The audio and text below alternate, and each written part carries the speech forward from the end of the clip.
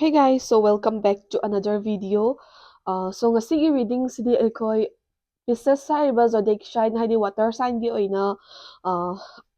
zodiac ama lokhatchama matamda PISCES haiba PISCES PISCES kamaina pa do hangde ai gi di PISCES sign na pae pronounce tawe ado PISCES haiba zodiac sign sigi 2024 sida kai lege kai tholakadage habedugi maramda reading cha tawdoine. So kai ahanbada PISCES ki oina main zodiac main card se picture se Seven of Pentacles ko sigi card yamna kuppaga yamna thabagi ko shuffle tawbada yam chongthokpadudi oyeba ko but still positive reading haibadi reverse reading yaudaba adam normal reading ngakta tawgani. Page of Swords,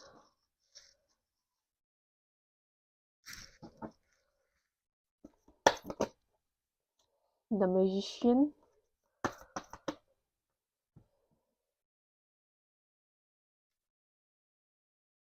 Page of Pentacles. Card yamna major cards ngakta thoe haibadi adum ayamana yamna major events mayam ama adum 2024 sida thokadawagi mawong khara adum uyeba ko do Nine of Pentacles haidi yamna achauba vision piba card ngakta ne thoise. Nine of Wands. So main card cha leraba matungda khoi energy card amuk pick tawrse.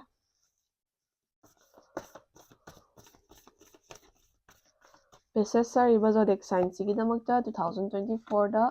kaki lege habado ko step out of your comfort zone. A time for healing.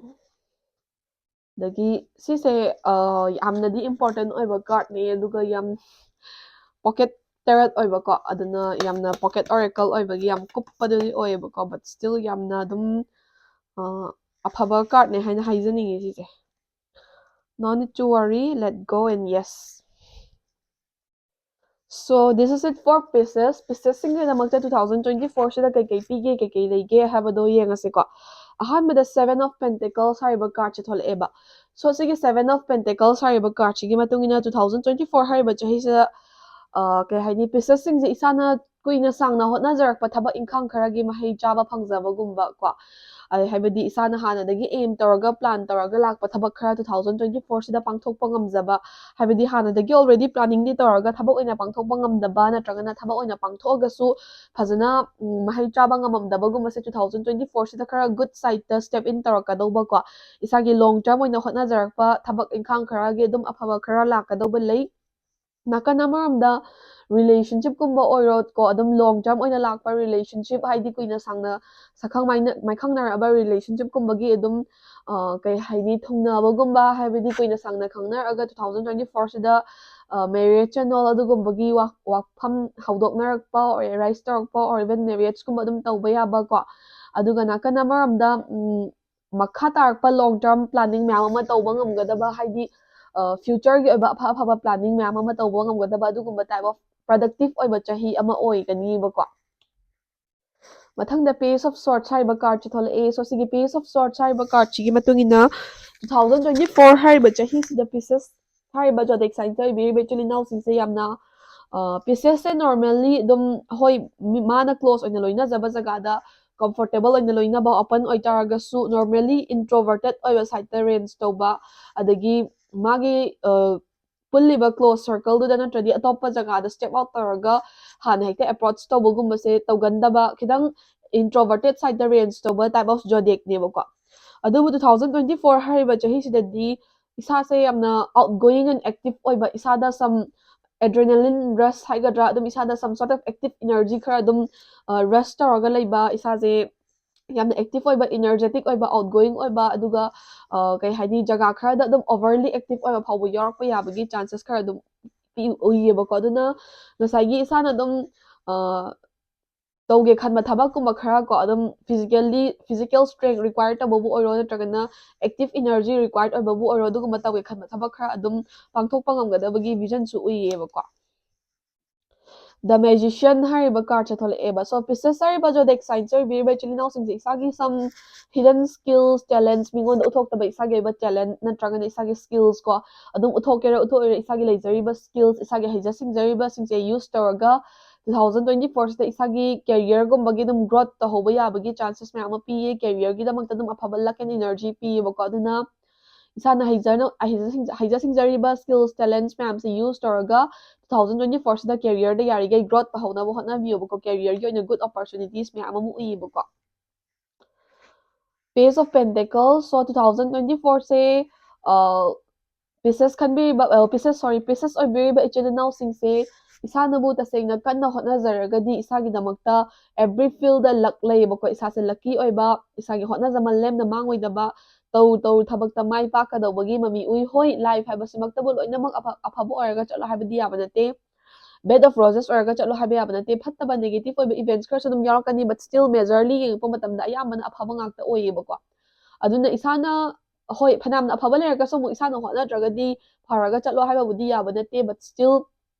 isagi hotnazaman mahi changadaba tawbada afamangol piba mai pakpa aduguma mayama universe na piye aduna isase yarigai adum hotnaba kanba adagi effort thadagadaba jagada fasna effort thadabiba time management haiba sigumbase yarigai tawbiyo 2024 se yarigai productive oinaba hotnabiyo bako afaba mayama supi banina ko mathangna 9 of Pentacles ko sigi 9 of Pentacles hariba card sigi matungna 2024 se pieces oy very very now sing se financial freedom na trangna financial flow khara sudum laka do lay haidi paisa nung sa maktabu oiro adum tanpham gumba se lakpa na trangna saving gumba khara ngamakpa or isagi oiba some sort of paisa luk sa lakpham leiba extra ko na trangna extra lakpham tholakpa gumba or paisa nung sa phangba yana ba opportunities lakpa gumba adugumba khara adum paisa nung sagi field dasu financial flow lay ado tawbadaw paisa ja mathanna nong thakki thadarak to dinate phangnanaba isana karigumba khara dinum hotnaba darkar laigani habase man dikhangjinbiyo bako aduga relationship kumbagi oina su relationship laibiba singi dum yamna stable oiba afaba relationship ama lakadawba or oigadawba chahi ama oye aduga stable oidriba or relationship laitriba haibadi single oibiriba singi oinadi partner choose tawba yabagi chances ti arise tarakani bako but still partner choose tawba matamda wisely di choose tawbiyo haibako mathangna 9 of Wands hariba card che thol a so sigi 9 of Wands hariba card chigi matungina 2024 da Pisces hariba zodiac sign se oibiriba ichilinaw singse afaba mayam ama pi isagi damata good lucks good vibes mayam pi tawbada hotnazamal lemna mangoidaba afaba oyadaba mayam ama pi bako aduna 2024 sida isana oiroidaba jaga da stick tawraga leiba natragana isagi kanaroidaba mafamda effort thadaraga leibagumba or isana mingondagi help seek tawdoini kaina ngairaga leiba hope tat leibase sise yarigai tawbigano bako adugi mahutta isagi damakta afaba mayam ama leigani duna afaba singse isana hotnara kanda hena afaba mayam ama grab tawba ngamdoini haiba motivation sima lobiraga isada kanaroidaba jaga da time effort thadabagi mahutta isada kanagadaba jaga da oina time effort thadaraga afaba mayam grab tawna hotnabiyu kitang selfish oibiyu haiba advice se card tai phange bako energy card ki oina step out of your comfort zone ko so 2024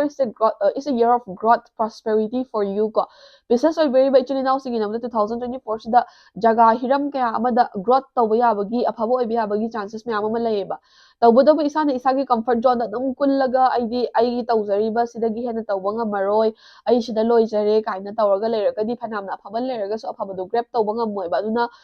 isagi oiba growth ama lake haragadi isagi comfort zone dagi step out tawba darkar oi khara hena hotnaba darkar oi habasima di khangbiyo bako aduga a time for healing so 2024 say isa se personal growth personal satisfaction and personal love siguma mayam amasu piriye duna isa se some inner healing guma phangba jaga khara heal tawba ngamdana leramba jaga khara dum heal tawgadawbagi mong mataw khara uyi bako energy card singsida ahanbada no need to worry ko so 2024 gi damakta worry tawningai gi maram leite afaba mayam ama pi ups and downs mix tawraga so afaba ne hena chatle duna afaba mayam se grab tawba ngamna badang hotnaraga loire ko nakana maramda yes this is your year ko Pisces singi oina sigi chahi se noigi chahi ni afaba mayam ama tansil hona bo hotnaro haibani bako and then let go so aina sa hijaki ba adumaina life haiba simaktabu afafata mayam ama mix tawraga chattoini aduna loimak phagani natragan afaba ata oigani haba leite nungaitaba moments so adum yarak piyai aduguma matamda afabana hena chatkadawba leirabanina nungaitaba ama ani thorpa matamda overcome tawraga kauthokpikhraga afabaromno hena focus tawbiyo haba advice se card tai phange bako so Pisces ki oiba reading sida loijare sidagi lawba yaba advice sing lotion biraga mathangi reading amunga minerse